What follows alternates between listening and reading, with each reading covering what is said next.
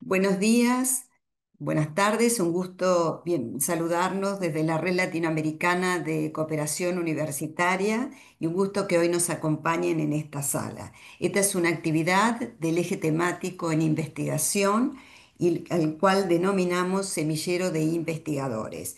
En esta reunión con investigadores latinoamericanos, pretendemos compartir los resultados de trabajos de investigación de los representantes de las universidades Tecnológica de El Salvador, Universidad de Belgrano, Universidad Autónoma de Occidente y Universidad Privada de Santa Cruz de la Sierra. Cada exposición tendrá una duración estimada de 10 minutos y habrá un espacio para preguntas y comentarios. Modera este espacio la licenciada y coordinadora en investigación de la Universidad Privada de Santa Cruz de la Sierra, Brenda Extremadura, a quien le cedo la palabra. Adelante, Brenda. Muchas gracias, Estela. Buenas tardes o buenos días a todos. Muy feliz nuevamente de poder moderar este encuentro. Así que bienvenidos a todos. Muchas gracias por su puntualidad, por su paciencia. Vamos a comenzar siguiendo lo que es la agenda. Tengo entendido que aún no tenemos a los representantes de la UTEC para trabajadoras domésticas remuneradas, ¿no es cierto? Entonces, si es Exacto, ¿no? así, pasamos Ujú. a la siguiente, ¿no? Ya cuando ellos, si es que logran reincorporarse, los ponemos para que En puedan línea. exponer al final. Exacto. Exactamente. Bien, entonces damos la bienvenida y presentamos el trabajo de la Universidad de Belgrano, un análisis de la legislación migratoria de la Argentina, Chile y Uruguay desde la teoría fundamentada.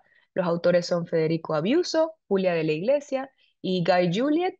Eh, Eso, bienvenidos, pueden comenzar. Muchas gracias. Bueno, buenos días, buenas tardes. Muchas gracias por la posibilidad, ante todo, de poder presentar nuevamente resultados en este semillero, en este workshop. Julia, no sé si podés compartir la pantalla, que me están dando medio lento la compu. Por eso tardé un poco en ingresar también a la sala. No sé si están viendo. Sí, pero estamos muy adelantados ahí. Si podés No, poner... no, sí, Sí, sí, pero quería saber si sí, estábamos sí, sí, viendo sí. pantalla. Sí, Ahí va. Fíjate si querés ponerlo en modo presentación, Julia, tal vez. bien, ahí estamos. Ahí Sí, va. Perfecto. perfecto. Perfecto, muy bien. Bueno, presento brevemente el proyecto del cual es parte de este trabajo y en particular tiene que ver con un proyecto en el que participé como investigador responsable de la Universidad de Belgrano y que me acompañaron, entre otros, estudiantes de posgrado, como en el caso justamente de Julia, que nos va a estar acompañando amablemente en esta jornada. No sé si podés pasar, Julia, ya a la siguiente. En este sentido, utilizamos este espacio, nos parece propicio para presentar justamente los últimos avances, diríamos, ya de un proyecto que terminó hace muy poquito, así que son los últimos avances eh, de un proyecto titulado Interacciones entre regímenes de gobierno, organismos estatales, legislación y políticas migratorias, un análisis a partir de los casos de Argentina, Uruguay y Chile, entre los años 1945 y 2023. Bueno, radicado en la Universidad de Belgrano, como les mencionaba, y conformado por mi persona y estos tres integrantes que han participado del proyecto y no han podido estar presentes para exponer. Por eso estamos aquí firmemente junto al pueblo, Julia y yo. ¿Sí? Si podés pasar, Julia. Bueno, ¿cuál era el objetivo general de la investigación? Y brevemente, dar cuenta de la relación que existe entre los regímenes de gobierno, los organismos internacionales y la legislación y políticas migratorias en estos tres contextos nacionales, en Argentina, Chile y Uruguay, en el periodo comprendido justamente, como les decía recién, entre los años 1945 y 2023. Voy a mencionar la primera y principal pregunta de investigación: ¿cómo se relacionan entre sí estos tres aspectos, ¿no? Tanto los regímenes de gobierno, los organismos internacionales, con la legislación y políticas migratorias. Siguiente, por favor.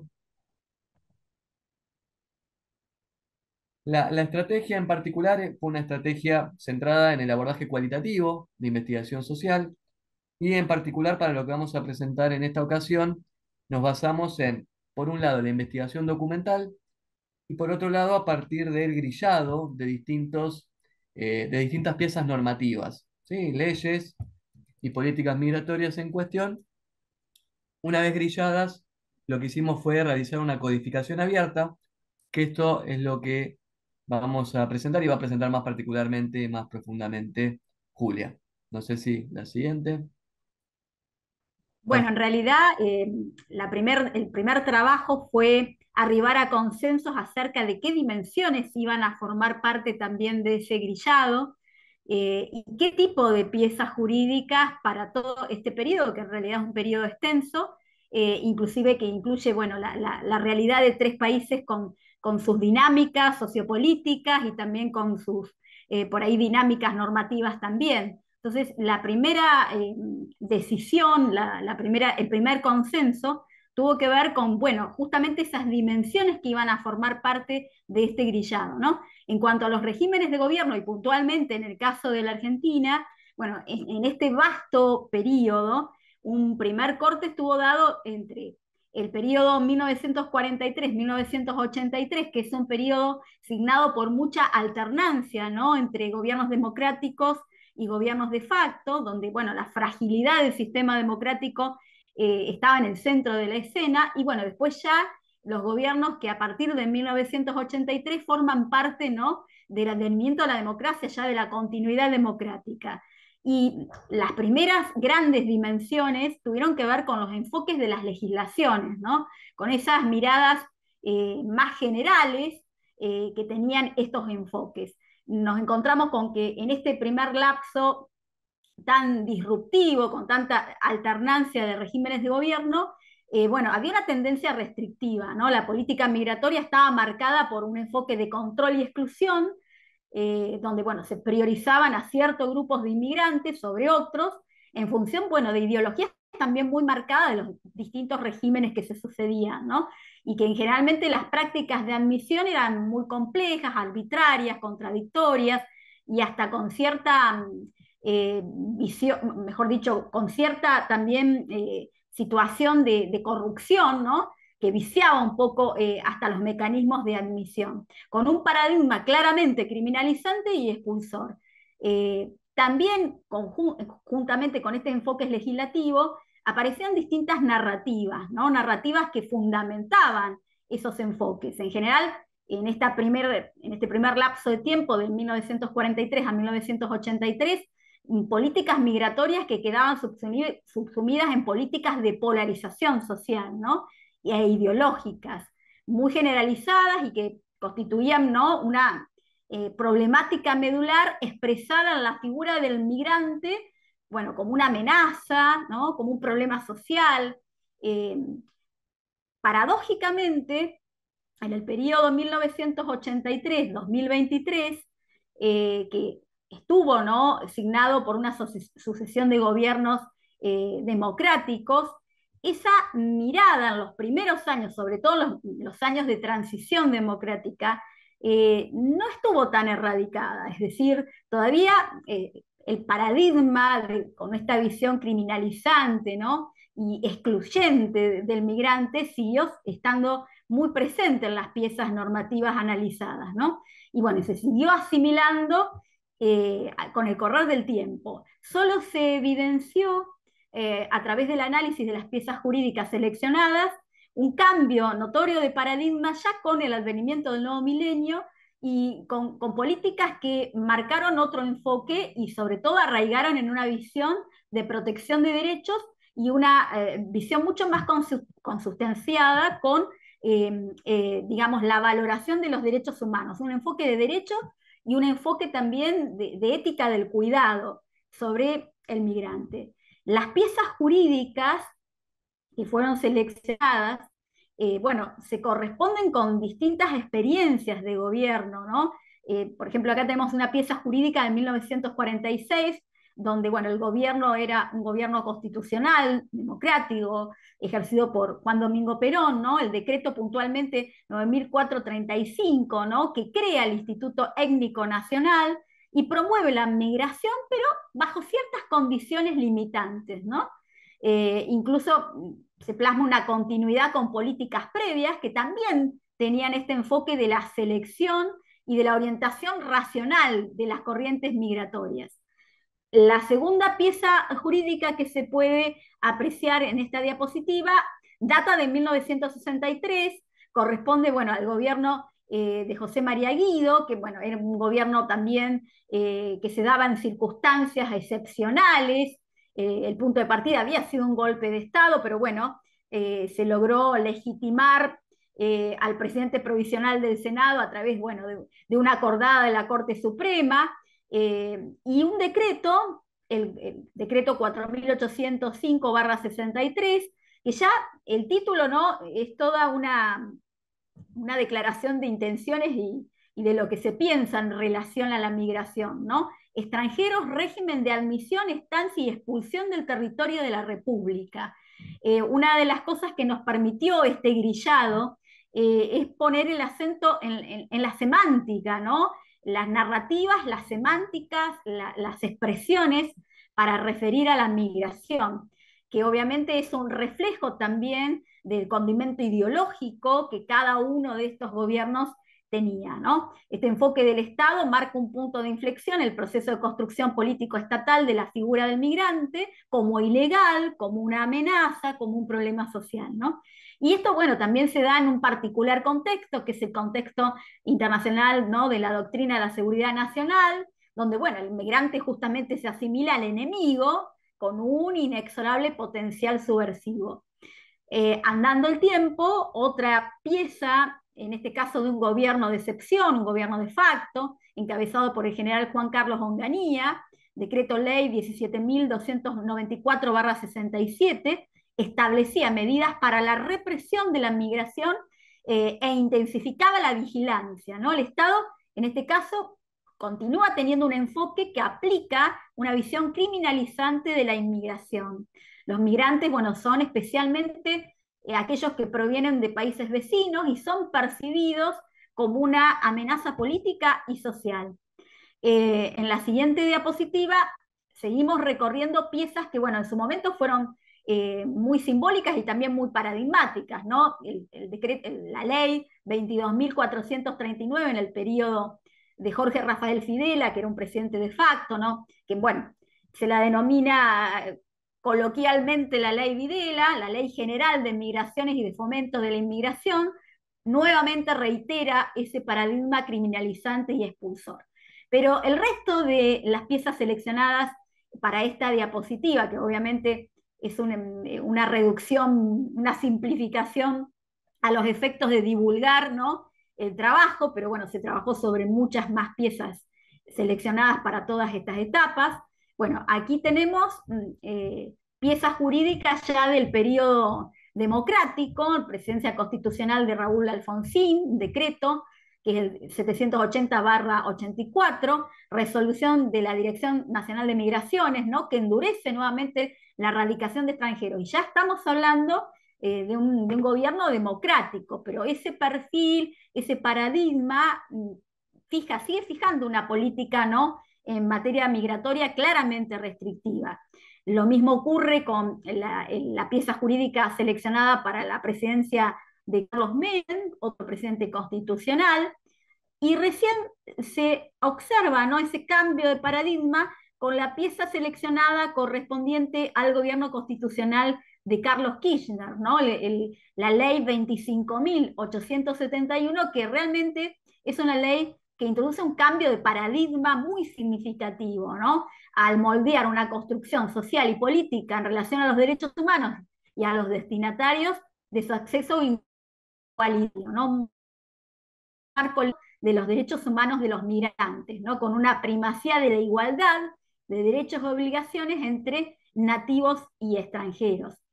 Las piezas que hemos seleccionado mayormente corresponden con el caso argentino. El trabajo de investigación en realidad incluyó a dos países más, el caso de Argentina, de Uruguay y de Chile para idéntico periodo, y en perspectiva comparada y solo como una síntesis, se pudo advertir que bueno, la alternancia de democráticos y de facto no afectó significativamente los cambios de paradigma, ¿no? En cuanto a la cuestión migratoria. Predominó una visión criminalizante y expulsora de los migrantes indeseables, ¿no? Y se impuso también una promoción de una inmigración selectiva que respondiera a las narrativas construidas desde el Estado, ¿no? Caso de cambio de paradigma se experimenta, como lo veníamos sosteniendo, con esta ley correspondiente al 2003, la ley 25.871. Y la terminología utilizada en las piezas jurídicas refleja este tipo de paradigma, ¿no? Y el control de que las autoridades locales buscaban asimilar, ¿no?, a la presencia del Estado sobre esta materia.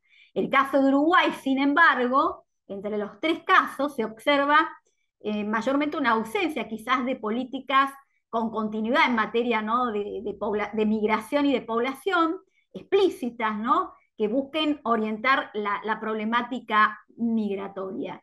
El trabajo en realidad tenía, como bien lo expresó el doctor Abiuso, mostrar, ¿no?, en perspectiva comparada estas narrativas, esta influencia de las narrativas, ¿no es cierto?, en los regímenes de gobierno, y cómo independientemente de su naturaleza democrática o de facto, esa narrativa y ese paradigma asociado a esa narrativa siguió siendo predominante en las piezas jurídicas analizadas. Bueno, muchas gracias. Eh, Gracias por el espacio y por el tiempo de escucha. Estamos muy honrados en participar nuevamente de este congreso que, bueno, con anterioridad ya lo habíamos hecho el año pasado. Muchas gracias. Muchas gracias, Julia, y al resto del equipo. Excelente trabajo. La verdad es que muy interesante todo el tema de las políticas migratorias y dado el contexto, ¿no?, de cada país debe ser diferente, pero bueno, ojalá tengan la idea también de estos encuentros o de en todo caso estos workshops es que podamos encontrar temas en común, ¿no? Entonces, ojalá haya alguien acá que de los estudiantes o de los demás docentes, investigadores que puedan ponerse en contacto. También si gustan las preguntas como para no pasarnos mucho del tiempo porque tienen 10 minutos para exponer y luego vamos seguido, lo ideal sería las preguntas, pero por temas de tiempo yo preferiría, no sé si están de acuerdo, que las preguntas las hagamos al final. eh, Antes de que se hagan si es que existiese una pregunta o por el chat también. Exacto. ¿Sí? Solo agregar, Entonces, Brenda, que es un ujú, tema, más allá de que tiene un recorte temporal y tiene una perspectiva histórica, la verdad que es un tema de mucha vigencia actual. Hay una continuidad de restricción de políticas migratorias y en realidad la temática no está agotada, ¿no? Es una temática claro. sumamente candente y quizás una de las temáticas con más visibilidad en la agenda internacional de hoy por hoy, ¿no? Totalmente. Y entre más relevante sea, pues hay que seguir investigándolo. Muy bien. Muchísimas gracias. Vamos a pasar con el siguiente grupo, que, bueno, ya tuvimos a la Universidad de Belgrano con su trabajo. Ahora le toca, es el turno de la Universidad Autónoma de Occidente. Es el semillero en bioinstrumentación con los profesores tutores César Augusto Romero Beltrán, que está presente, John Jairo Cabrera López, con la presentación titulada Estudio comparativo de dos herramientas para el procesamiento digital de señales utilizadas en bioimpedancia eléctrica, de la autora Catalina García Benavides. Bienvenidos, pueden comenzar. Buenas tardes, ya voy a compartir la pantalla.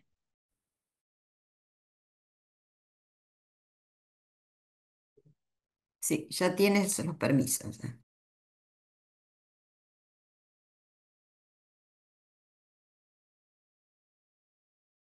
¿Me podrían confirmar si se ve? Se ve, yo te sugeriría que lo pongas en modo presentación. Ahí estamos. Perfecto. Ok, bueno, buenas tardes. Mi nombre es Catalina García Benavides. Estudio Ingeniería Biomédica en la Universidad Autónoma de Occidente. Y junto con el Semillero de Bioinstrumentación y la Universidad Autónoma de Occidente y los profesores John Jairo Cabrera y César Augusto Romero, se ha ido realizando el siguiente estudio, que es titulado como un estudio comparativo de dos herramientas para el procesamiento digital de señales en bioimpedancia eléctrica. Bien, como un prefacio, un contexto previo, ¿qué es la bioimpedancia eléctrica? Es una técnica que evalúa el estado de los tejidos del cuerpo humano mediante la respuesta que estos tengan en voltaje a una corriente no invasiva. Es decir, se inyecta una corriente alterna muy pequeña y medimos cómo reacciona esta en el cuerpo. Esta información nos puede decir mucho acerca del estado del tejido, como su hidratación, la masa muscular, detección de edemas, incluso pues el monitoreo respiratorio, cardíaco y, y cardíaco. Sin embargo, pues tenemos un problema clave aquí y es el procesamiento de señales de bioimpedancia pues es muy complejo. ¿Por qué? Porque las señales biológicas son muy débiles y están llenas de ruido. Este ruido puede provenir del ambiente, del cuerpo o incluso del mismo sistema electrónico. Por eso, pues es fundamental usar unas buenas herramientas de procesamiento de la misma para obtener resultados pues confiables. En este campo, pues actualmente dentro del semillero se utiliza el método de la transformada de Fourier, que ya haré un contexto de lo que es. Y por otro lado, se quisiese incorporar una técnica llamada de modulación por cuadratura o Loki. Pero pues, ¿cuál sería mejor? Pues no sabemos aún con claridad porque existe una escasez de estudios comparativos, pues lo que impide tener como un criterio para seleccionar pues alguna de estas implementaciones. Bueno, eh, la justificación de este trabajo pues es sencilla.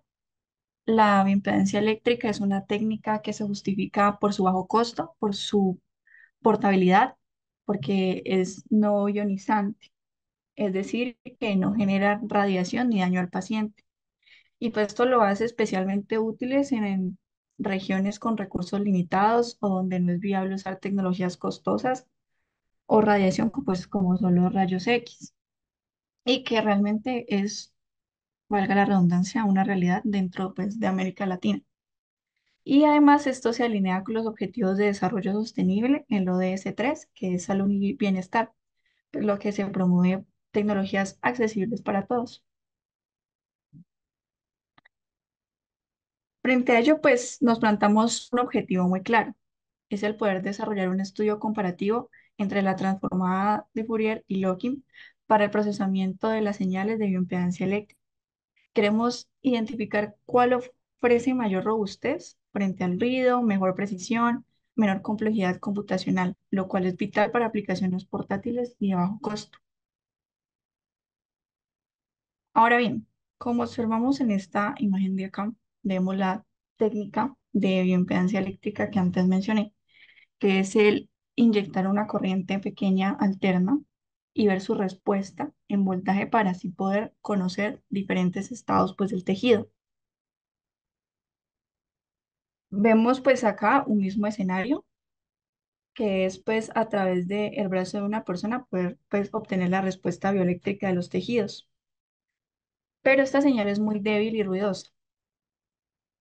Por ello pues se utilizan las dos formas que acabo de mencionar, que es la transformada de Fourier o lo que vendría siendo locking, que es la de modulación por cuadratura.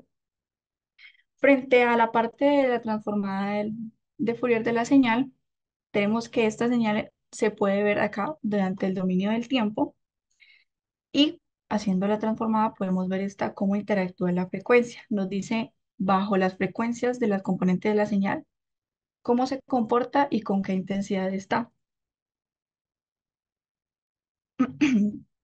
Y por otro lado, tenemos el uso de la otra técnica que es de modulación por cuadratura, que esta pues es interesante ya que la señal que contiene pues la información representada acá de rojo, podemos obtener su información mediante, mediante la aplicación de otras señales conocidas para poder conocer la magnitud y la fase de señal.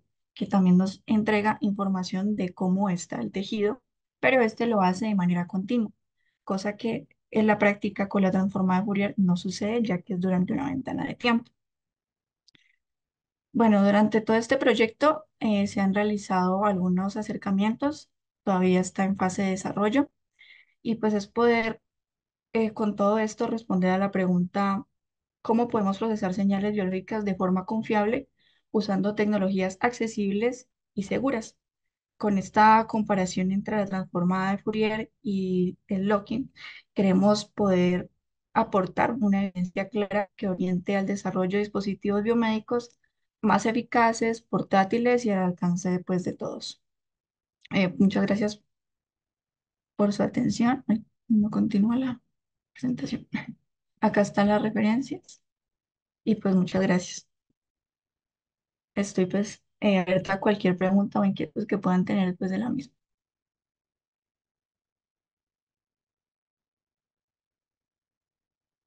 Excelente, Catalina, muchísimas gracias por su presentación. Lo ha hecho en... Le faltaban 3 minutos 58. Entonces, recuperamos bastante el tiempo entre que tardamos de empezar y demás, ¿no? Entonces, muchas gracias y nuevamente, bueno, podemos aprovechar este tiempito. No sé si alguien tiene alguna duda para Catalina, ya sea en el chat o activando su micrófono.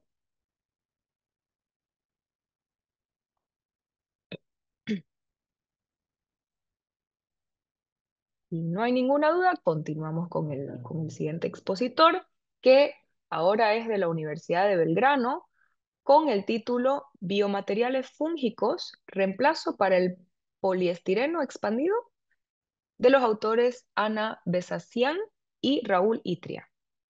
Pueden comenzar, por Dale, favor, bienvenidos. dale. Gracias, ahí comparto pantalla.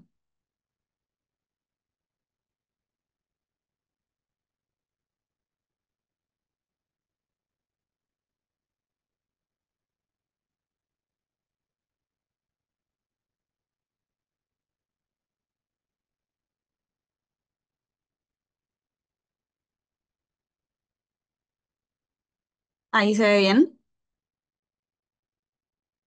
Sí, está subiendo la información, todavía no se Ah, ok. visualiza.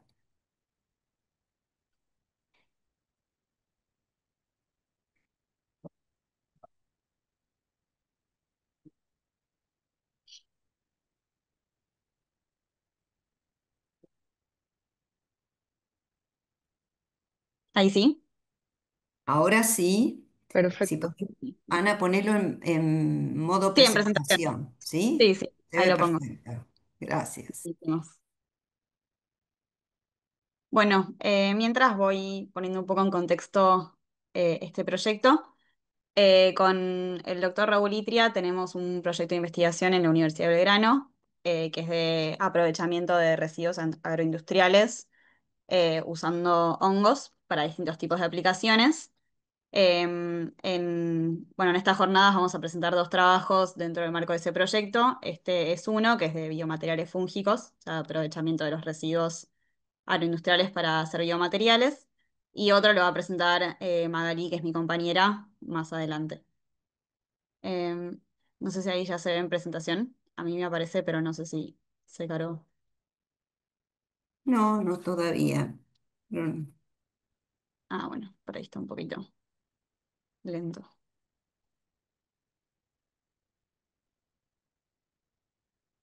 Ahí, Sí, ahora sí, perfecto. ahora sí. Sí, Buenísimo. perfecto. Bueno, el título de este proyecto es Biomateriales fúngicos, posible reemplazo para el poliestireno expandido. Primero, bueno, una breve introducción de por qué es necesario investigar materiales alternativos. Bueno, todos sabemos la época que estamos viviendo, de cambio climático que se debe a la actividad antropogénica y de contaminación de distintos tipos de materiales, metales, sustancias, contaminaciones varias. Pero bueno, uno de los grandes problemas que tenemos son los plásticos de un solo uso, que no se pueden reciclar y que es muy difícil o reciclarlos o reutilizarlos. Así que bueno, tenemos una necesidad de mitigar la contaminación de estos plásticos y una alternativa viable son materiales biobasados, que hay un montón de tipos de materiales biobasados y en este caso en particular vamos a hablar de biomateriales fúngicos.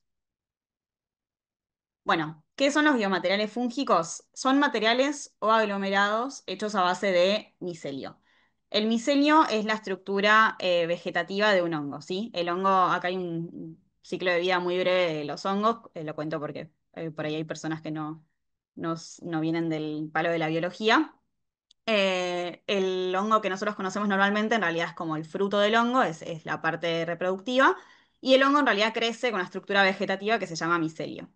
Este micelio puede crecer sobre sustratos de origen lignocelulósico y que a medida que crecen sobre este sustrato lo aglomeran. Entonces se pueden moldear para hacer distintos tipos de biomateriales. Normalmente se utilizan hongos comestibles y de pudrición blanca, que son aquellos hongos que tienen la capacidad de degradar madera. Bueno, este tipo de biomateriales son muy versátiles. Se han hecho desde packaging reemplazando el poliestireno expandido, hasta un símil cuero de hongos, hasta ladrillos, como se puede ver ahí, un refugio hecho de ladrillos de micelio, lámparas, paneles de sonido. Son altamente versátiles. Y las propiedades finales del material son afectadas por el sustrato lignocelulósico, la especie de hongo utilizada, las condiciones del cultivo y el tratamiento posterior al cultivo. El problema es que si queremos aplicar este tipo de materiales para reemplazar, por ejemplo, el poliestireno expandido en este caso, necesitamos investigar qué factores gobiernan las propiedades finales del aglomerado y cómo. Bueno, para eso nos propusimos investigar justamente qué factores afectan las propiedades del biomaterial y vamos a evaluar principalmente el tipo de sustrato lignocelulósico, la especie de hongo utilizada y el nivel de colonización de ese sustrato, ¿sí? O sea, qué tanto creció el hongo en ese sustrato. Para eso nos planteamos una metodología que empieza por seleccionar especies de hongos de pudrición blanca y sustratos lignocelulósicos, utilizando diferentes criterios para esa selección, que es una búsqueda bibliográfica bastante extensa. Luego, hacer una caracterización química de esos sustratos lignocelulósicos, principalmente medir compuestos como azúcares, proteínas, compuestos fibrosos como lignina, celulosa y hemicelulosa. Y también hacer como un extraíble de ese sustrato para ver qué libera ese sustrato. Una de las técnicas que vamos a usar para la caracterización química es el FTIR, que bueno, un poco lo mencionaron en la charla anterior, que nos permite ver, nos permite obtener bastante información con un análisis bastante sencillo. Luego, la idea es hacer ensayos biológicos, tanto hacer curvas de crecimiento para ver cómo crece cada especie de hongo en cada sustrato, en fermentación en estado sólido, que esas son las siglas que se ven ahí, SSF, son siglas de fermentación en estado sólido, que es el crecimiento del hongo en un sustrato sólido. Y también tenemos, para poder observar el nivel de colonización del hongo sobre el sustrato, tenemos que estimar la cantidad de biomasa fúngica que tenemos a distintos tiempos sobre ese sustrato. También en los ensayos biológicos incluyen una caracterización de las especies. Por eso acá hay una foto como de cómo se ven los hongos al microscopio para caracterizar cómo se están comportando morfológicamente esos hongos durante el crecimiento. Y finalmente tenemos la parte de ensayos de materiales, que son ensayos más mecánicos o físicos, como el ejemplo que se ve ahí, que bueno, son de distinta índole. Y hasta ahora, bueno, tenemos algunos resultados parciales. Por un lado, tenemos seleccionadas 4 cepas hasta el momento, de distintas características fisiológicas. Ganoderma lucidum, Trametes versicolor, Irpex lacteus y Pleurotus ostratus, que son las gírgolas comestibles. Y tenemos seleccionados 2 sustratos. Por el momento serrín de álamo y cascarilla de soja. Aún estamos evaluando incorporar más cepas y más sustratos, pero hasta ahora por la búsqueda bibliográfica hicimos esta selección. Y luego se hicieron ensayos para poder estimar la biomasa fúngica con las curvas de crecimiento. Un problema que tenemos con el crecimiento de los hongos en estado sólido, o sea, en un sustrato sólido, es que no se puede separar el hongo del sustrato. Entonces, para detectar cuánto hongo tengo, necesito detectar alguna molécula que sea específica del hongo y que no esté presente en el sustrato. Para eso, nosotros detectamos ergosterol, que es como el colesterol de los hongos. Esto se detecta por una técnica que se llama cromatografía líquida de alta resolución, pero requiere una puesta a punto bastante extensa. Y lo que hicimos hasta ahora fue poner a punto esa técnica con estas cepas em, y hacer curvas de crecimiento de, bueno, cuánto hongo tengo y a qué cantidad de ergosterol corresponde esa cantidad de hongo. Estas son curvas de crecimiento en medio líquido que hicimos para caracterizar también el estado metabólico del hongo a distintos tiempos. Y esto todavía falta caracterizar el ergosterol, medir el ergosterol en muestras en estado sólido. Bueno, y hasta ahora hicimos un ensayo de materiales, que fue un ensayo de inflamabilidad. Lo hicimos con biomateriales hechos a partir de una especie, que es Ganoderma lucidum y acerrín de álamo, en el cual se usaron 10 biomateriales y se hizo un ensayo estandarizado por una norma IRAM, que lo hicimos en el INTI, en el Instituto Nacional de Tecnología Industrial. Y obtuvimos un resultado bastante heterogéneo, ya que, bueno, 3 de las probetas que mandamos se quemaron casi completamente y el resto no. Entonces se dificulta la caracterización del material como un material inflamable, poco flamable. Aún tenemos que seguir evaluando esto, a ver si es el comportamiento natural de este material. Y lo que hicimos también con esta tanda de probetas fue calcular cuánta biomasa teníamos. Se hizo un lote de 14 probetas, 10 se usaron para el ensayo de inflamabilidad, que obviamente es una técnica destructiva, y las otras 4 se usaron para medir la cantidad de biomasa midiendo ergosterol. Y esto es el resultado de la biomasa presente en las probetas. Entonces, en las 4 que medimos teníamos alrededor de 1,2 gramos de micelio en cada una de estas probetas. Y bueno, estamos tratando de ver si la cantidad de micelio en la probeta influye en la inflamabilidad del material. Bueno, como perspectivas a futuro, aún nos queda analizar químicamente los sustratos seleccionados, como dije anteriormente, medir azúcares, proteínas, también queremos medir el ratio de carbono, nitrógeno y fósforo, medir compuestos fibrosos, sólidos volátiles, entre otras cosas. Falta realizar más ensayos de materiales, sobre todo de la parte mecánica, además del ensayo de inflamabilidad que ya hicimos. Hacer las curvas de crecimiento en sustratos sólidos seleccionados para poder determinar la bioconversión, o sea, cuánta biomasa fúngica se produce. Y hacer una microscopía también de las especies seleccionadas para ver cómo se está expresando morfológicamente esa especie de hongo en cada sustrato. Bueno, muchas gracias.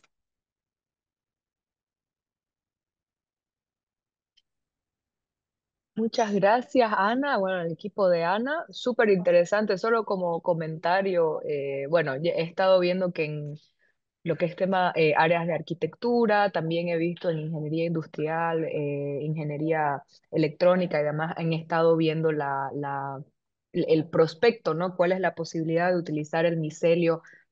No solamente, como habías mencionado, para construir casas, sino también redes neuronales, ¿cómo se llaman estas estaciones para distribuir electricidad? Entonces, muy interesante tu Sí, sí, investigación. tienen No sé mucho si, potencial. no sé si alguien tiene alguna duda para Ana sobre su tema, sea en el chat. Estamos atentos de todas maneras. Muchas gracias. Vamos a Gracias. pasar al siguiente, sería el cuarto presentador, que es también de la Universidad de Belgrano. Los Creo que no autores son están ¿no conectados, están? Brenda. Me parece Ok, que no. No, yo no los he visto sí, conectados. yo tampoco, tienes No, razón. no. Entonces podemos pasar con la representante de mi universidad, Oh, Viviana Aguilera Herba, sí. de la Universidad Privada de Santa Cruz de la Sierra, UPSA, con la investigación titulada La influencia de la desregulación emocional y la alexitimia en la alimentación emocional en adultos jóvenes. Adelante, Viviana. Muy buenas tardes a todos. Bueno, mi nombre es Jenny Hilera y mi tesis se basó sobre eso, la influencia de la desregulación emocional y la lexitimia en la alimentación emocional en adultos jóvenes. La alimentación emocional es el consumo de alimentos sin presencia de hambre física en respuesta a situaciones tanto positivas como negativas. Es una conducta que busca evitar, gestionar, afrontar o mejorar el estado de ánimo de la persona en función a la experiencia que está viviendo. Y en la tesis se basó el concepto de la relación con las emociones negativas debido a que el consumo en respuesta a emociones positivas llega a ser un comportamiento más habitual. Y bueno, ¿por qué decimos que está más relacionado con las emociones negativas? Porque se ha visto en investigaciones que la ansiedad, el estrés o el enojo están más relacionadas a la hora de comer, como que impulsan más a la hora de- para gestionar las emociones a través de esta conducta. Y está más presente está más presentes en hombres y en mujeres, porque o sea, supuestamente los estudios mencionan que las mujeres tienen más prevalencia en alimentarse de manera más emocional. Una de las consecuencias de esta conducta es el desarrollo de sobrepeso u obesidad y la prevalencia y de desarrollo al trastorno por atracón. La alimentación emocional parte de una mala gestión de las emociones y se puede identificar dos factores claves. La desregulación emocional, que son estos estados intensos e incontrolables que cambian rápidamente y superan la capacidad de afrontamiento de la persona, y la lexitimia, que es la dificultad para expresar y describir las emociones. Estudios eh, demuestran la relación entre estas dos variables y la alimentación emocional. Mm, Uy, van a disculpar. El estudio se hizo desde la psicología clínica con un enfoque cognitivo-conductual que nos permitió abordar las respuestas cognitivas, emocionales y conductuales desadaptativas. La pregunta de investigación fue: ¿qué influencia tiene la desregulación emocional y la lexitimia sobre la alimentación emocional en adultos jóvenes? La hipótesis fue que la lexitimia tendría mayor influencia en comparación a la desregulación emocional. El objetivo general fue explorar la influencia de estas dos variables en la alimentación emocional y tuvimos objetivos específicos tales como la descripción de la prevalencia de las tres variables, la distribución de las respuestas de las variables según las categorías de índice de masa corporal, porque estudios mencionan que hay más relación entre un IMC elevado y la alimentación emocional y también las otras variables como desregulación y alexitimia. Comparar las variables entre hombres y mujeres y describir la influencia de las dos variables en la alimentación emocional en hombres y mujeres. Fue un estudio no experimental de tipo cuantitativo con un diseño ex post facto retrospectivo que nos permitió explorar la influencia y la relación entre las tres variables. Fue muestreo por conveniencia, fue de 450 participantes de la ciudad de Santa Cruz de la Sierra. 287 fueron mujeres, 163 fueron hombres, entre edades de 18 y 30 años, con una media de 21 años. Y de igual manera se clasificó a los estudiantes según las categorías de índice de masa corporal, donde se pudo identificar 24 participantes con bajo peso, 43 con obesidad, 125 con sobrepeso y 258 con peso normal. Se utilizó tres instrumentos: la escala de alimentación emocional, que tiene dimensiones tales como la emoción, familia, indiferencia, cultura y efecto del alimento, que por temas de tiempo no lo voy a desarrollar entero, pero sí me pueden hacer preguntar sobre las dimensiones más adelante. Se utilizó también la escala de dificultades de regulación emocional para medir la desregulación emocional. Tiene las dimensiones de descontrol emocional, rechazo emocional, interferencia, desatención y confusión emocional. Como igual la escala de lexitimia de Toronto, que tiene tres dimensiones: dificultad para identificar sentimientos, dificultad para expresar sentimientos y un pensamiento orientado al externo, que se basa en enfocarse más en aspectos concretos en lugar a la propia experiencia emocional interna. El procedimiento se dio a través de un cuestionario de Google Forms que contenía las tres escalas mencionadas, como igual preguntas demográficas y de autorreporte como peso y estatura, esas dos esenciales para poder medir el índice de masa corporal. Se compartió a través de un link, fue compartido en redes sociales, se imprimió un código QR que fue repartido en lugares públicos y en universidades públicas y privadas, y se realizó.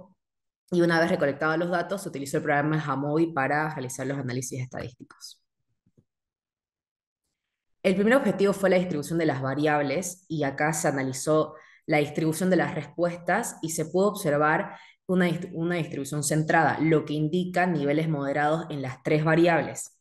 Sin embargo, al analizar las respuestas, sin embargo, al analizar la distribución de las dimensiones de las escalas, se pudo observar diferencias. En la escala de alimentación emocional, la dimensión de familia y efecto tuvieron una distribución más desplazada hacia la derecha, lo que indica que que los participantes utilizan la comida como símbolo de conexión familiar y presentan cambios de estado de ánimo antes, durante y después de comer. En la escala de dificultad para regular las emociones, la mayoría tuvo una distribución centrada, excepto interferencia emocional, que tuvo una mayor dispersión, que indica que las emociones de los participantes interfieren en sus actividades diarias. Y en la escala de lexitimia, todas las dimensiones tuvieron una distribución centrada, lo que indica niveles moderados en las dimensiones y en esta variable. Luego, la distribución de las variables según las categorías de índice de masa corporal, se pudo observar una distribución centrada igual, lo que indica niveles moderados independientemente del índice de masa corporal, de las tres variables. Se podría observar algunos picos, como en bajo peso en obesidad, pero se debe al tamaño reducido de la muestra. Luego, las diferencias entre las variables entre hombres y mujeres, se realizó una prueba U de Mann-Whitney debido a que los grupos no eran equivalentes y se pudo observar diferencias significativas en la alimentación emocional y la desregulación emocional con medianas más altas en mujeres. Luego se realizó el mismo análisis, pero con las dimensiones de las escalas y se pudo observar una diferencia significativa en la dificultad para identificar sentimientos, pensamiento orientado externamente, descontrol, interferencia y rechazo emocional más presente en mujeres debido a las medianas. Para el objetivo general, se hizo una regresión lineal para poder observar la influencia de las variables independientes en la variable dependiente. Y se pudo identificar y se utilizó las dimensiones sobre el total de la alimentación emocional. Y se pudo observar que la dificultad para identificar sentimientos, la desatención emocional y la interferencia emocional influyen en la alimentación emocional de la muestra general. Luego se realizó el mismo análisis, pero entre grupos de hombres y mujeres, y se identificó que la dificultad para identificar sentimientos, desatención emocional e interferencia emocional influyen en la alimentación emocional en el grupo de los hombres y en el grupo de las mujeres solo las dimensiones de dificultad para identificar sentimientos y desatención emocional. Los resultados coinciden para no explayarme mucho, pero los resultados coinciden con varios autores y también contrasta con otros, especialmente en el segundo objetivo, esto de que existe como un IMC más elevado y más relación a la alimentación emocional. Eso es lo que está en todas las investigaciones. Y acá, y en mi estudio, lo que pasó fue que independientemente del IMC, tenías alimentación emocional, lo cual contrasta con la mayoría de los estudios que fui encontrando. La diferencia de la alimentación emocional entre hombres y mujeres se puede deber a el tema de presiones socioculturales y diferencias en el procesamiento emocional a la hora en el género. Bueno, en mi estudio aporta en el tema de las investigaciones entre relación de emociones y comida y también abre puertas a futuras investigaciones que puedan centrarse en diferentes muestras, como en adolescentes, o enfocarse solo en personas que no tengan obesidad o sobrepeso y sea de peso normal para ver la diferencia de toda la literatura que tenemos por detrás. Al final se concluyó que solo ciertas dimensiones de la desregulación emocional influyen en la alimentación emocional, no son todas. Específicamente dificultad para identificar sentimientos, desatención emocional, interferencia emocional. Y tiene sentido porque a la hora de no poder identificar tus emociones, va a ser complicado regularlas y vas a encontrar una conducta para poder bajar la intensidad. Como igual los hombres presentaron más dimensiones que las mujeres, y la hipótesis no fue alcanzada debido a que eh, se vio que a mayor desregulación emocional, mayor alimentación emocional. Y bueno, muchas gracias.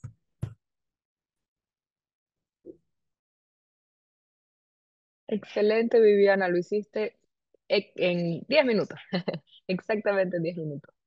Gracias. Muy bien. De todas maneras, igual las preguntas para Viviana la pueden dejar en el chat para que se puedan contestar al final de la sesión. Pasamos entonces con el siguiente equipo de la Universidad Autónoma de Occidente, con el semillero de bioinstrumentación, los profesores tutores siendo César Augusto Romero Beltrán y John Jairo Cabrera López, con el trabajo titulado Desarrollo de herramientas de hardware y software para el dispositivo Minicore BIOS del Laboratorio de Bioinstrumentación de la UAO. Autores Miguel Ángel Victoria Reyes y Ian Jaden Colonia Escobar. Bienvenidos. Muy buenas tardes, ya creo, ya presente.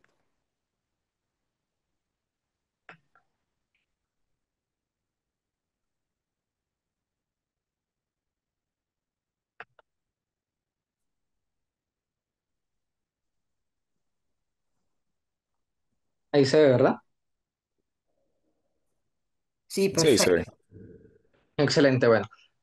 Como lo comentaba, pues el día de hoy les vamos a estar hablando de nuestro trabajo de investigación, cuál es el desarrollo de herramientas hardware y software para el dispositivo BioCore BioZ de la Universidad Autónoma de Occidente. Pues, para empezar, ahí se me olvidó, no estoy. Entonces, para comenzar, habría que presentarles un poco acerca de nuestro proyecto. Y es que la espectroscopía y la tomografía de impedancia eléctrica, o por sus siglas en inglés EIS y EIT respectivamente, son técnicas no invasivas que nos permiten obtener información de las propiedades eléctricas de los tejidos biológicos.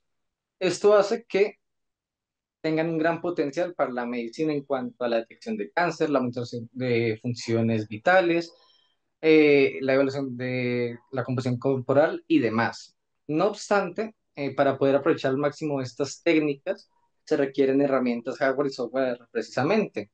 Y además estas posibiliten la admisión de forma precisa, confiable y que éstas sean repetibles.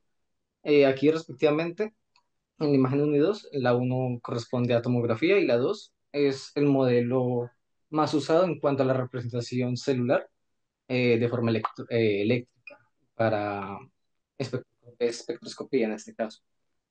Con esto en mente y teniendo en cuenta que los desafíos principales son en cuanto a accesibilidad y la simplicidad de estas técnicas, nosotros junto al semillero de bioinstrumentación, nuestros profesores tutores, hemos estado desarrollando unas tecnologías de apoyo para el Minicore BioZ, las cuales nos permitan realizar estas mediciones intercaladas sin tener que comprometer la estructura del Minicore BioZ. Que aclarar que este dispositivo fue realizado como trabajo doctoral por parte de nuestros profesores tutores y que en nuestro caso este cumple la función de permitirnos inyectar la corriente hacia los modelos que vamos a evaluar y obtener los datos que precisamente son los datos que queremos procesar. Estas herramientas hardware y software que estamos desarrollando mejoran significativamente nuestro semillero, ya que no solo no compromete la estructura y son de código abierto, sino que también abren posibilidades a nuevos desarrollos a futuro en nuestro semillero de investigación. Bueno, ya respecto a los objetivos en el momento de desarrollo, vamos al general, el cual, pues como dice el mismo título, que es el desarrollo de herramientas hardware y software para realizar las mediciones de espectroscopía y tomografía por impedancia eléctrica usando el dispositivo Minicore BioZ, pues del semillero de la Universidad Autónoma de Occidente. Ya abarcando rápidamente los objetivos específicos, pues estos van desde lo que es determinar los parámetros funcionales del dispositivo para realizar las mediciones de espectroscopía y tomografía, diseñar una interfaz de usuario para interactuar de una manera más sencilla con el dispositivo, el desarrollo de herramientas hardware para poder realizar las pruebas de metodología y control, y finalmente validar las funcionalidades de todas las herramientas desarrolladas. Listo, ya avanzando a los referentes teóricos, de una manera sencilla, el primero siendo y lo que sería el término de impedancia eléctrica, lo cual permite el análisis de diferentes tejidos, ya sea biológicos o, como mencionó mi compañero, sus comparaciones, sus equivalentes eléctricos, se ven dictaminados por esos tres diferentes campos que se evidencian en la imagen de la primera, siendo las zonas de dispersión alfa, beta y gamma. Son diferentes factores de la inyección de frecuencia que dictan cómo actúa la corriente en el cuerpo o en el cuerpo. En este caso, la expresión alfa desde los valores de C en frecuencia hasta kilohertz permite solo la medición de valores extracelulares, beta ya intracelulares y extracelulares, y gamma no es tanto el interés para la zona biológica, pero estos pueden actuar directamente como agua.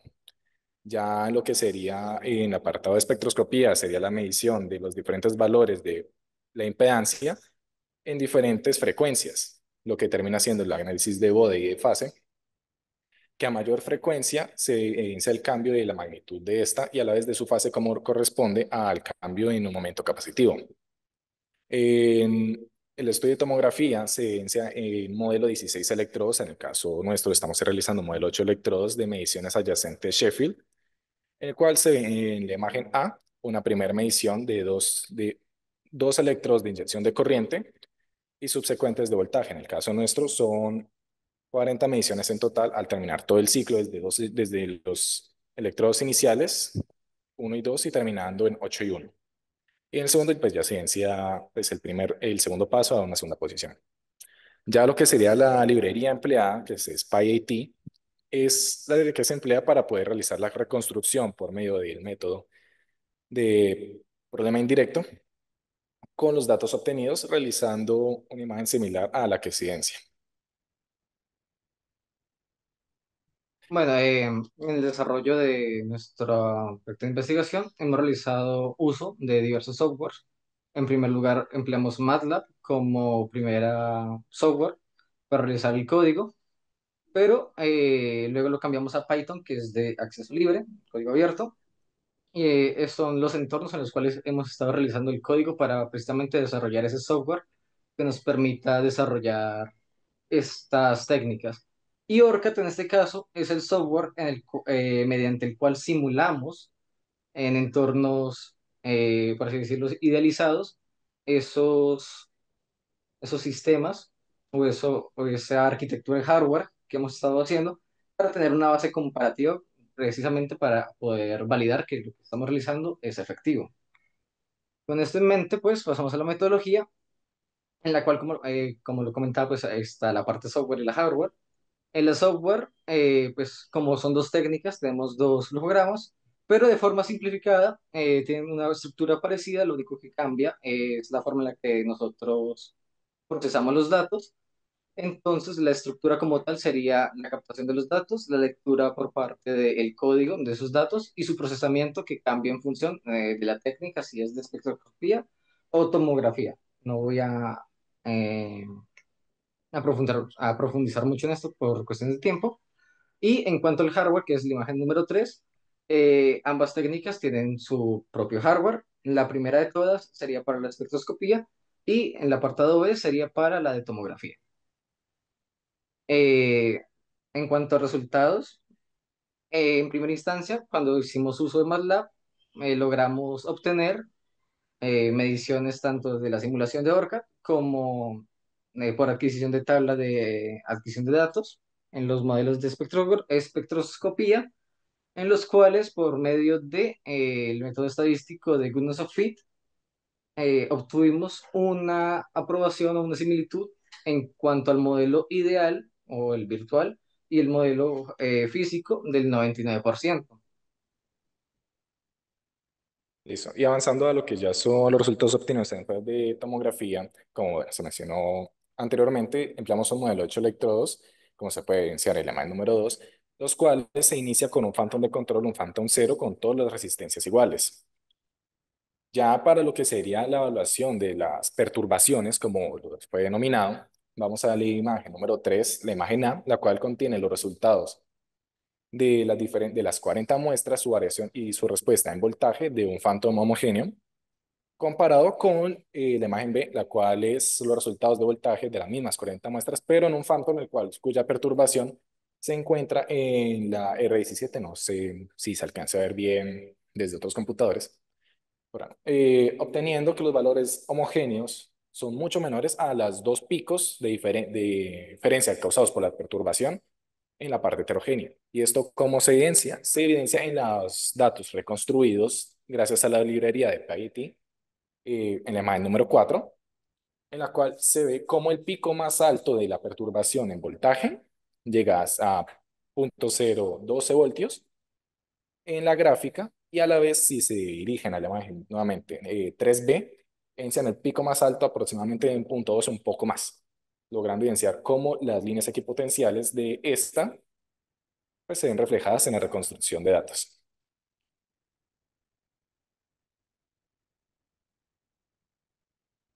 Y bueno, ya en ese cuadro se encuentran las referencias empleadas para el desarrollo de esta presentación. Muchas gracias. Gracias.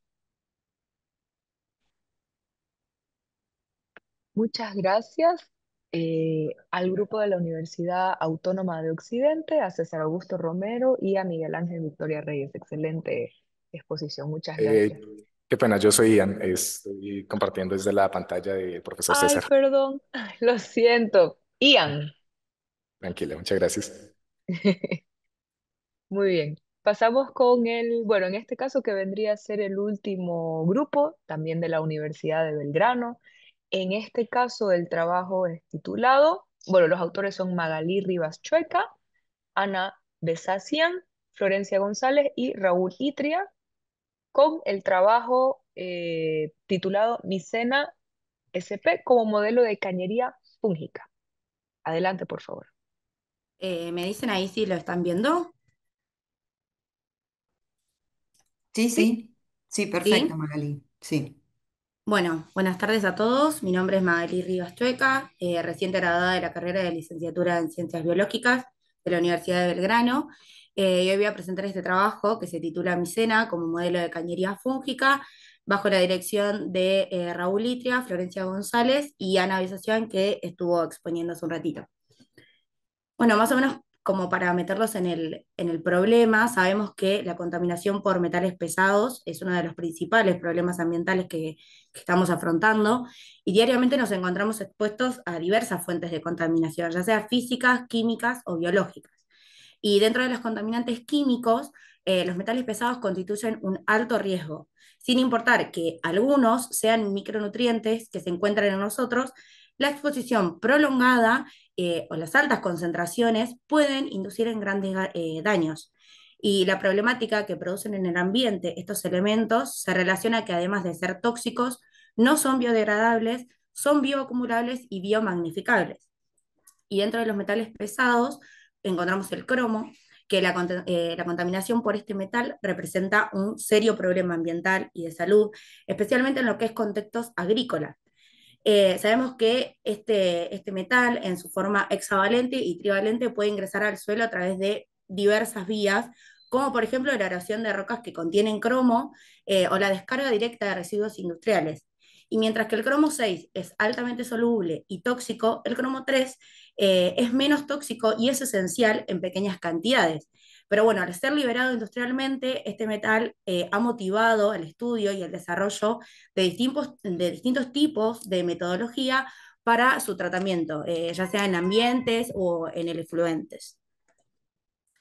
Bueno, tradicionalmente la remoción de estos metales, incluidos el cromo, se ve afectado por medios de métodos físico-químicos. Sin embargo, el problema es que cuando la concentración del metal es muy baja, estos procesos no son eficientes y son muy costosos. Es por eso que en las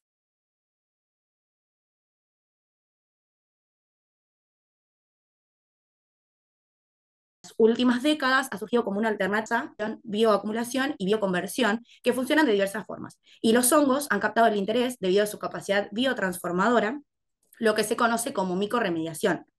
Y los hongos filamentosos se caracterizan por sus células que forman hilos que se denominan hifas y en su conjunto conforman el micelio, como hoy había mencionado Anita, y estos hongos presentan características que los hacen particularmente eficientes para su uso en procesos de micorremediación, porque el micelio les permite crear redes extensas que penetran una gran variedad de sustratos, y además otra ventaja es su capacidad de adaptación a diversos ambientes y la capacidad de penetrar sustratos contaminados, sobrevivir, vivir, crecer y desarrollarse en condiciones que son altamente tóxicas, que generalmente resultan ser intolerables para la mayoría de las bacterias, que es lo que comúnmente se usa en la bioremediación. Por otra parte, hace poco se vienen desarrollando nuevos conceptos en relación a lo que es la degradación de estos contaminantes orgánicos, como lo que es autopistas fúngicas y cañerías fúngicas. Las autopistas fúngicas, aunque el transporte y la dispersión en este mecanismo están más enfocados en compuestos orgánicos, la capacidad de las cifas para formar películas líquidas podría también facilitar la movilidad de microorganismos que puedan bioabsorber metales pesados. Al permitir que estas bacterias se desplacen mucho más rápido hacia regiones contaminadas, se podría aumentar su capacidad de bioremediación en suelos que contienen metales pesados.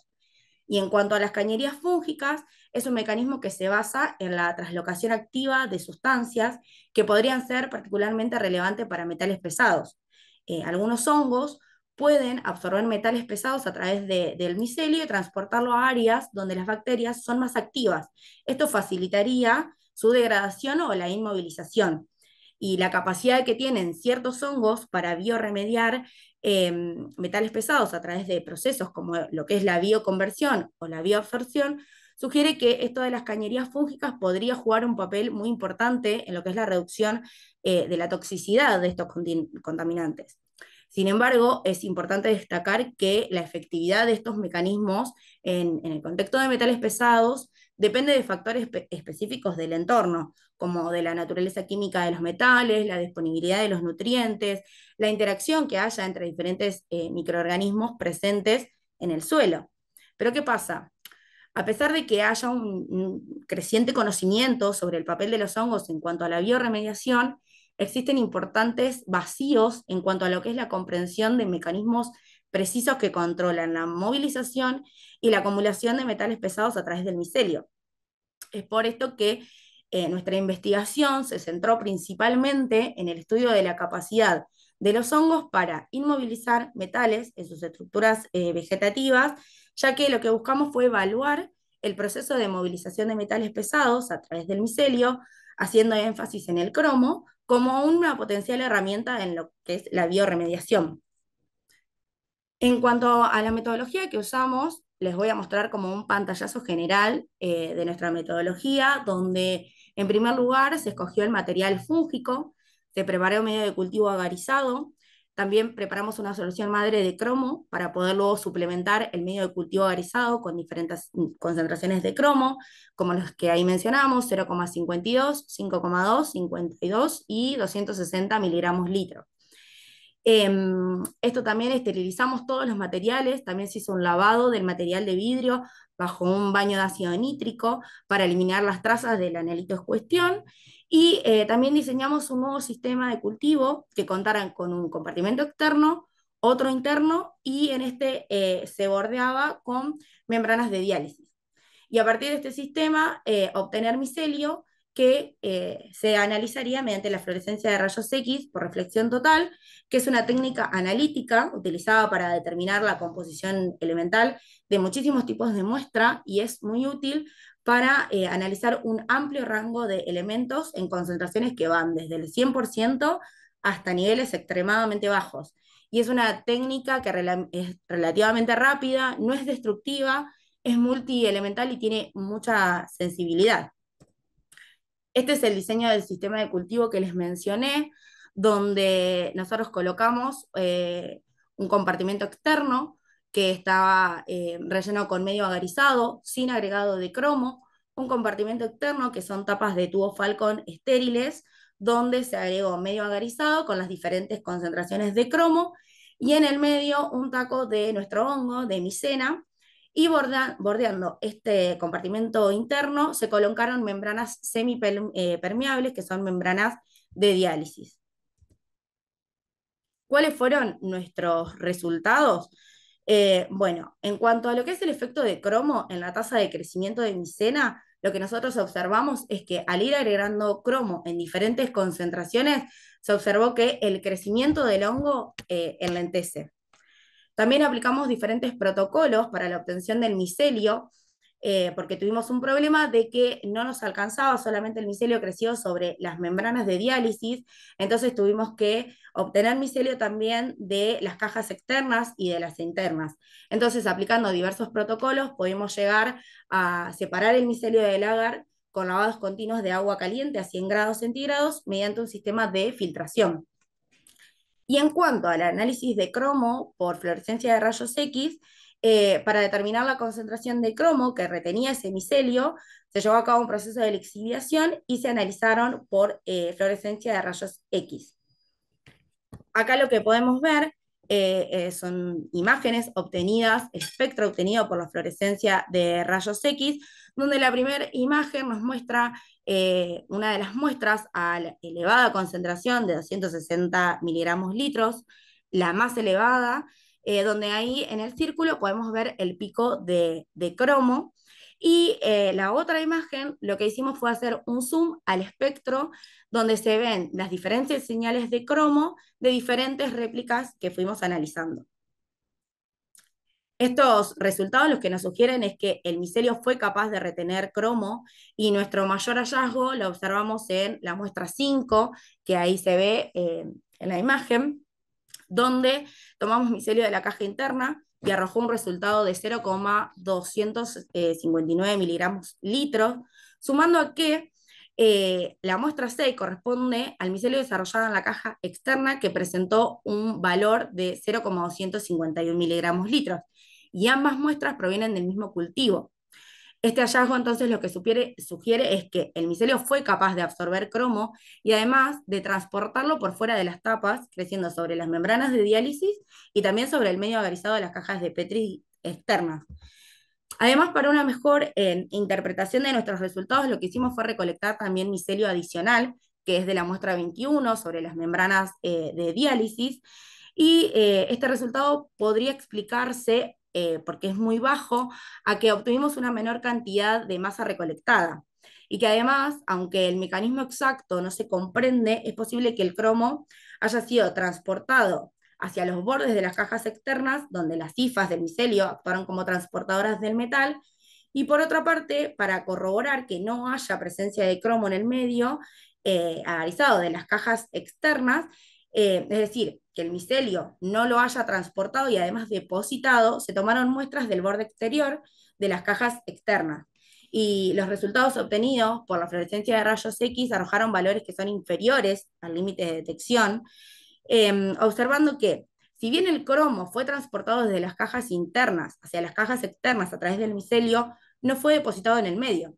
Entonces nosotros podríamos presumir que el micelio de micena actúa como una cañería fúngica, ya que incluso después de lavar el micelio con agua a altas temperaturas, el contenido de cromo en las hifas no fue eliminado del micelio. Y bueno, para ir finalizando, lo que nosotros podemos concluir es lo siguiente, que en este estudio preliminar nos permitió analizar el transporte de cromo a través del micelio de micena, confirmando su potencial como un organismo prometedor en uso de procesos de bioremediación.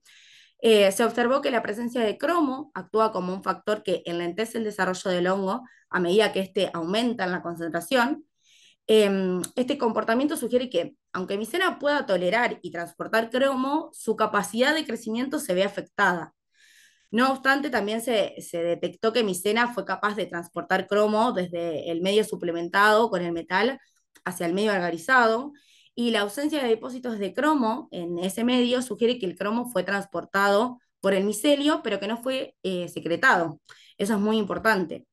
Y por otro lado, la implementación del dispositivo basado en cajas externas con medio agarizado y las cajas internas con medio suplementado con diferentes concentraciones de cromo, rodeada por estas membranas de diálisis, nos permitió evaluar el crecimiento de micena desde las cajas internas y transportar el cromo hacia las cajas externas, utilizando su micelio como cañería fúngica. Y también se sugiere para futuros ensayos reemplazar las membranas de diálisis por discos o membranas de celofán para evitar contaminaciones y evaluar si se logra una mayor producción de micelio, ya que tuvimos inconvenientes al utilizar las membranas de diálisis y tuvimos que aplicar nuevos protocolos para poder recuperar todos los cultivos. Y bueno, finalmente que el uso de técnicas analíticas avanzadas, como la fluorescencia de rayos X, nos fue fundamental para obtener nuestros datos y que estos sean confiables, que sean detallados y proporcionando una evaluación que es cuantitativa, es muy precisa de los elementos que estaban presentes en nuestras en nuestras muestras y bueno, estos resultados no solo validan la efectividad de nuestro dispositivo y de los protocolos que implementamos, sino también que aportan información valiosa para comprender el transporte de cromo. ¿Qué perspectiva tenemos a futuro? Bueno, nuestros hallazgos abren nuevas oportunidades para investigaciones futuras y refuerzan también la importancia de seguir explorando el potencial que tienen los hongos en este ámbito. Y bueno, para futuras investigaciones sería buenísimo, beneficioso profundizar en el estudio del mecanismo de transporte de metales, también comparándolo con cómo se manifiesta con otros hongos, bueno, realizar un mayor número de controles para tener resultados más confiables y, bueno, modificar el diseño del sistema de cultivo, no de las cajas externas e internas, sino cambiar las membranas de diálisis por discos de celofán, que hicimos pruebas preliminares y nos fue muy bien, así que sería buenísimo implementarlo a futuro. Muchas gracias. Muchas gracias a Magalí y a su equipo. Excelente exposición y un tema nuevamente muy interesante. Gracias. Bien, con esto, bueno, aprovecho, no sé si hay alguna, alguna pregunta, como habíamos acordado, para dejar las preguntas un poco para el final, aprovechando que todavía tenemos a, creo que están todos en realidad de los expositores. El espacio está abierto para que hagan sus consultas, sus dudas, comentarios quizás. Yo quería hacer un comentario general que tiene que ver casi exactamente lo mismo que dije en el anterior, pero vuelvo a insistir con esto de lo importante que es escucharnos de distintas disciplinas, ¿no? Provenientes de distintos lugares y que aprender, ¿no? Porque de eso se trata, ¿no? De aprender un poco lo que están haciendo otros proyectos, otras universidades. La verdad que en ese sentido una experiencia muy interesante y significativa. Así que les agradezco a- al haber participado porque aprendí un montón. Ahora la verdad que puedo decir que es una cañería fúngica, puedo decir un montón de cosas nuevas. Así que nada, es un comentario general de agradecimiento sobre todo. Gracias. Em, la verdad es que estoy totalmente de acuerdo, siempre me encanta, si bien soy moderadora, trato de prestar la mayor atención posible a los trabajos porque mal que mal, bueno, cada una de nuestras universidades tiene un montón de carreras, estudios, investigación sobre todo, y acá que tenemos la suerte de tener no solamente a los docentes o profesores, sino también a los estudiantes, y de nuevo, comparto su idea, Federico, en donde podemos encontrar cosas en común para trabajar dentro de la red. Así que muchas gracias a todos por su presencia, pero antes de que se vayan, quisiera hacer un pequeñísimo anuncio, les comparto mi pantalla. Como saben, la Red Latinoamericana de Cooperación Universitaria cada cierto tiempo hace estos encuentros internacionales de investigación. Este anuncio lo tenía que hacer mi jefe, el vicerrector, el doctor Sergio Daga Mérida, vicerrector de la Universidad Privada de Santa Cruz de la Sierra en Bolivia. Lastimosamente se le han cruzado un par de asuntos. Acá en la universidad hemos tenido un foro de electromovilidad, sostenibilidad. Estamos, en este mes de junio estamos con todo básicamente, pero no quisiera dejar pasar la oportunidad y ya luego nos podemos despedir. Les comparto mi pantalla brevemente. Bueno, esto era la agenda y les muestro por acá.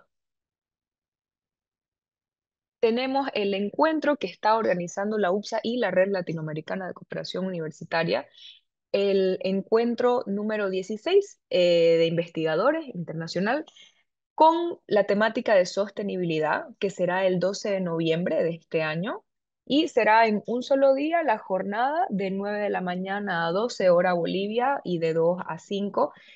Para Argentina eso es como una hora más, o sea, de 10 a 1 y de 3 a 6, si no me equivoco.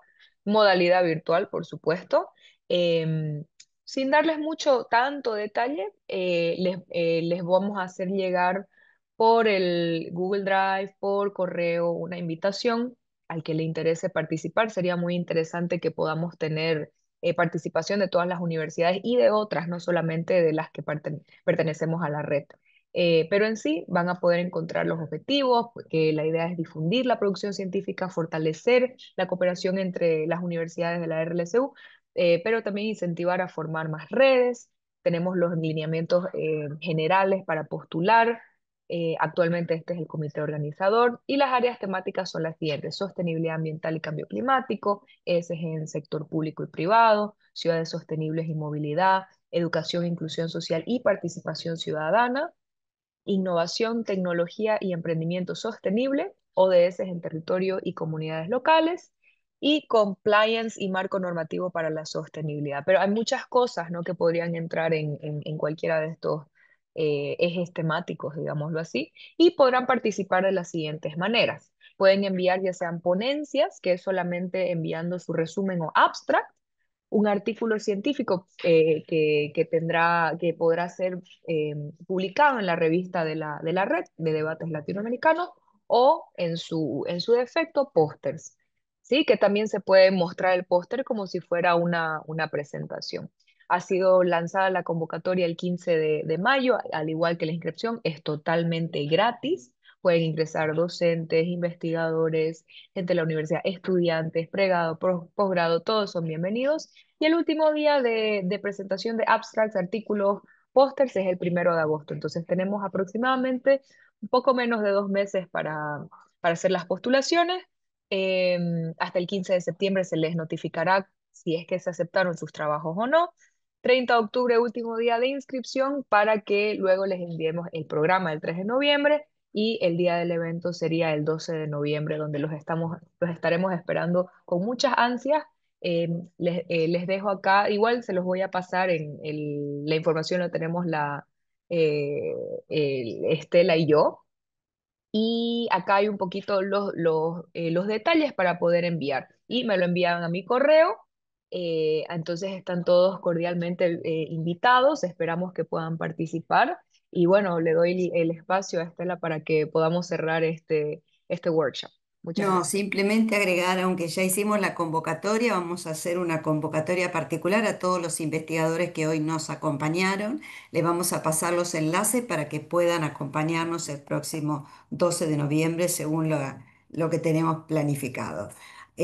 Simplemente agradecerles a todas las autoras y autores que hoy nos acompañaron. Ha sido muy rico el encuentro, tal como decía Federico y Brenda anteriormente. Es muy interesante escuchar opiniones diferentes, trabajos distintos, porque la verdad que se aprende mucho y es inspirador escucharlos. Nos alienta realmente. En la red lo que queremos sí es seguir apostando a la investigación, y en ese sentido es una caricia para el alma saber que ustedes están apostando a la investigación. Así que les agradecemos mucho que hoy nos hayan acompañado, que nos hayan compartido sus experiencias, sus trabajos, los resultados de sus investigaciones, y esperamos seguir escuchándolos en un próximo encuentro, un próximo semillero de investigadores, y esperamos también contar con la participación de algunos de ustedes en el encuentro de noviembre próximo, en el Encuentro Internacional de Investigadores, que va a ser la 16 sesión de esa actividad.